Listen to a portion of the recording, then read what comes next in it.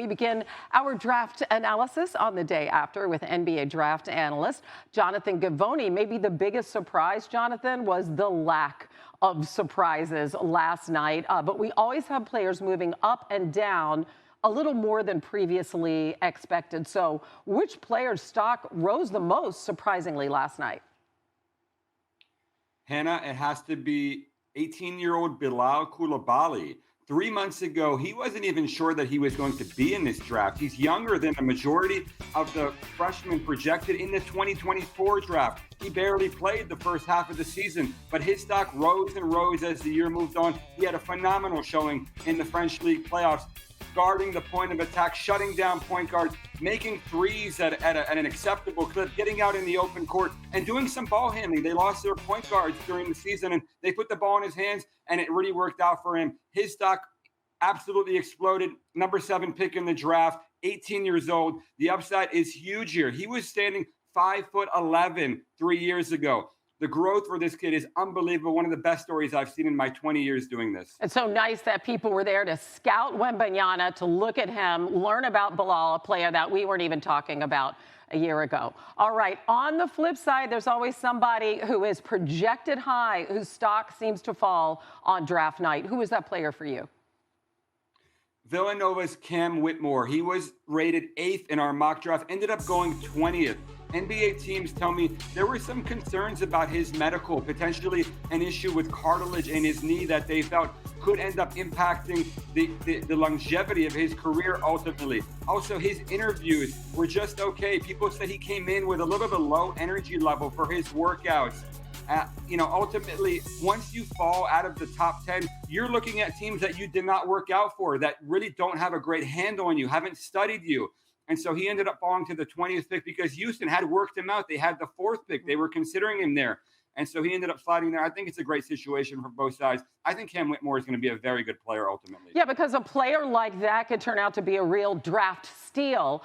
Houston needs all the help they can get, and they get him and Amen Thompson. So not a bad draft for the very needy Rockets. Jonathan, we're back with you to talk 2024 and a kid named Bronny James and his ceiling as well next year. Thanks. Sage? Yeah, Hannah, as for some of the teams considered to be true contenders next season, here's how their first rounds went. The newly crowned NBA champion Denver Nuggets acquired the rights from the Pacers for Gonzaga guard Julian Strawther, while the Warriors, they stayed kind of local. Santa Clara's Brandon Pajemski. Miami snagging UCLA's Jaime Jaquez Jr. and the Lakers drafting Indiana's Jalen Hood-Schifino as we bring Tim Legler in now to break all this down from a team perspective. Tim, plain and simple, which contender improved the most last night? Well, Sage, if I went off that list we just had up, I'd go with Jaquez in Miami, but I'm going to think a little bit outside the box here. There was a team in the Western Conference that on December 30th was in first place in the Western Conference at 23-12. They had just smacked the Philadelphia 76ers, and I'm talking about the New Orleans Pelicans. And at the time, we looked at them as a legitimate contender. C.J. McCollum, Zion Williamson, Brandon Ingram, that trio had led them to that record. We know what happened next. Injuries piled up. Zion, Brandon Ingram both missed huge chunks of time. And by the end of January, that team was in 9th place. Now, I think they are a contender if those guys are healthy and they go out and they add Jordan Hawkins. This guy can flat out shoot the ball, and he's going to fit in immediately. He's the kind of player that you can plug in and immediately be productive because of the nature of his game, and he's got the pieces around him that can draw attention and facilitate offense so he can focus on what he does best, which is shoot it. And that's not just stationary. You can run down screen action for him. You can run flare screens. He can shoot it in transition. He can flat out fill it up. So now you add a complimentary two-guard like Jordan Hawkins to that trio. If they are all healthy and assuming the Pelicans hold on to Zion Williamson, I think the Pelicans would be in that contender status. Okay, the big if there, right? Staying healthy, especially with that kid named Zion Williamson, but again, with Jordan Hawkins, who knows, right? We will see he and many others in action. Summer League season begins in just a few days, July 3rd. We'll keep an eye on that. In the meantime, Tim, stand by for a second. I want to talk to you about what went down about 2 p.m. Eastern time yesterday, kind of raising some eyebrows. The trade sending future Hall of Fame point guard Chris Paul to the Golden State Warriors. Jordan Poole now going to Washington along with 2 other future draft picks. So let's take a look at what the starting lineup could look like in Golden State. And yes, this is assuming Draymond Green re-signs with the Warriors after he opted out of his player option for next season. He did that Monday as expected. It could mean Chris Paul will be coming off the bench, something he's never done. Take a look at Stephen, Clay, Wiggins, Draymond, and Kevon Looney. CP3's never come off the bench in over 1,300 career games. That includes the postseason. So, Tim Legler, I mean, Woj talked a lot about this being a great thing financially for the Golden State Warriors, getting rid of Jordan Poole's hefty contract and then making space to potentially, we assume, try to re-sign Draymond Green. So it's more about that, right? The dollars maybe than expecting a 38-year-old Chris Paul to come to Golden State and be the key, the main biggest reason why they get back to the NBA Finals. That said, what do you think? I mean, how does he fit into this roster? Yeah, Sage, financial considerations aside, right? Because that's a totally different discussion. Let's just talk about the fit with the team this year and what Golden State hopes to accomplish. And by the way, they still have Steph Curry at a high level. That means you're still in the championship window.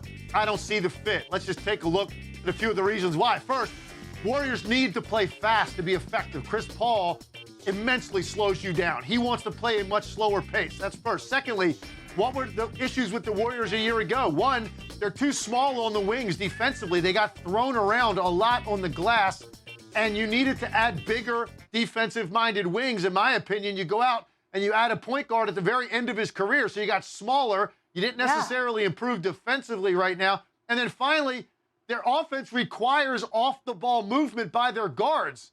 Chris Paul doesn't really move without the basketball. He's a guy you give it to as a traditional point guard to run a ton of ball screen offense. The Warriors don't run a lot of ball screen offense, so none of those reasons, right, make it logical for Chris Paul to be a great fit for the Golden State Warriors this year while the Steph Curry window is still open. So it's a real head-scratcher for me. I understand why you wanted to part from Jordan Poole. I don't understand the return. It's interesting because staying put for some free agents can mean a lot more money. Going elsewhere, it could mean a title. It could mean a chance to join a super team. For Kyrie Irving, it's been out there that perhaps he would want to play with LeBron James and go to the Lakers. First of all, under what scenario could that happen?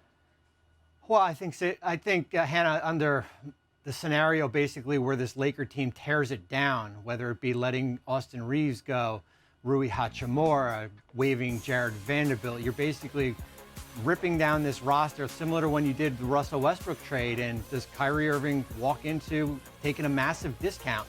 The most they can create is $34 million in cap space. And under these new CBA rules, it's awfully hard to build rosters when you have three players earning $140 million in salary. So I would say that's unrealistic as far as the Lakers going in that direction. With Kyrie Irving. So the most likely scenario in your mind is that him staying with Luka in Dallas? It is. I think all paths lead to Kyrie resigning. I just look at it from this way. Dallas last year lost Jalen Brunson to free agency to New York. They made the blockbuster trade. They cannot afford to lose Kyrie Irving, 2 point guards in back-to-back years. I know the cost is going to be at a premium. I think the big question is now, how do they continue to add? They did a nice job last night in the draft with Derek Lively and Omax Prosper, two big defenders here. But I think there's still more work to be done as far as where they can compete with teams like Denver and Phoenix up top in the Western Conference. Yeah, there was not an immediate tangible impact for Kyrie being there. Small sample size, but we'll see what happens down the road. Bobby, stick with us. We're going to go back to Sage for a sec. Hey, Sage.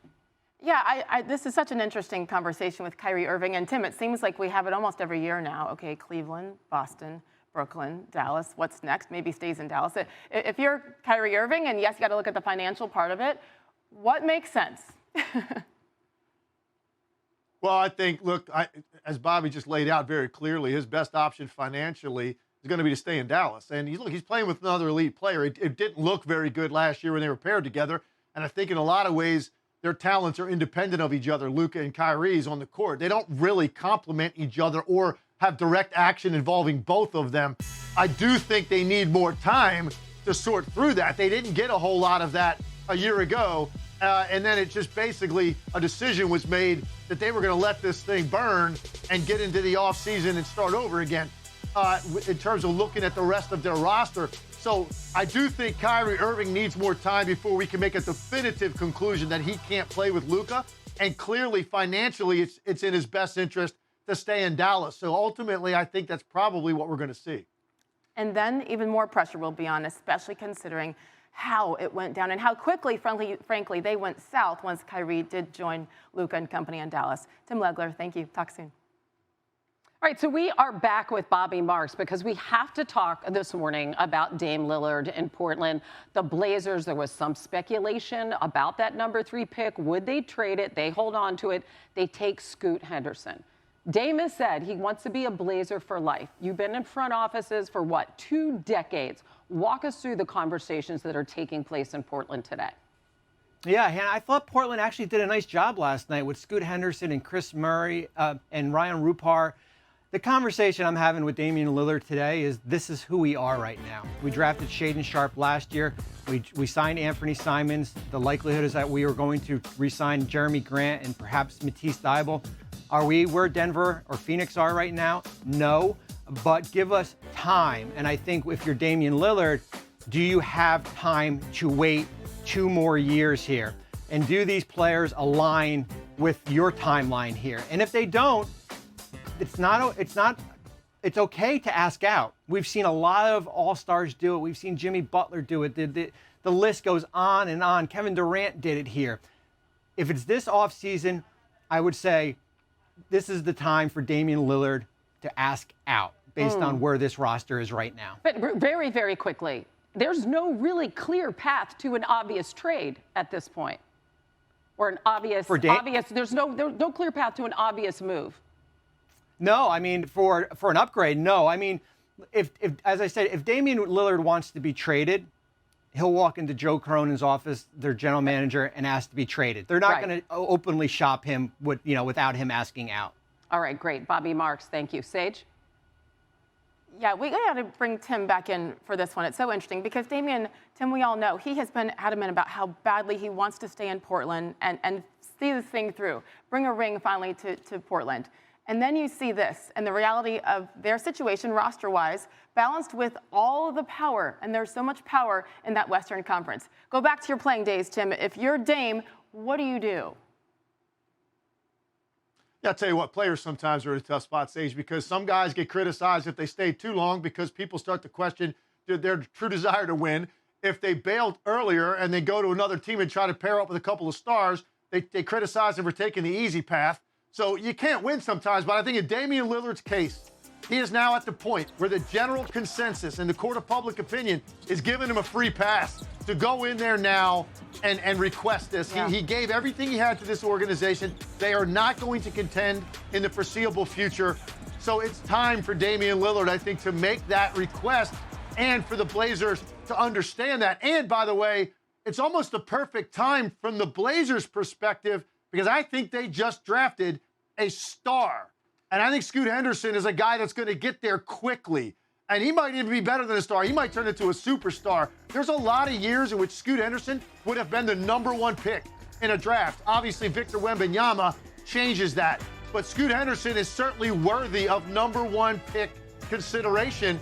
And that's what just fell in your lap at number 3. So now you've got the next guard going forward. So if you're Portland, now would be the time to make a deal involving Damian Lillard. It makes him happy, it rewards him, and at the same time, your franchise is in pretty good position going forward. Thanks for watching ESPN on YouTube. For live streaming sports and premium content, subscribe to ESPN+.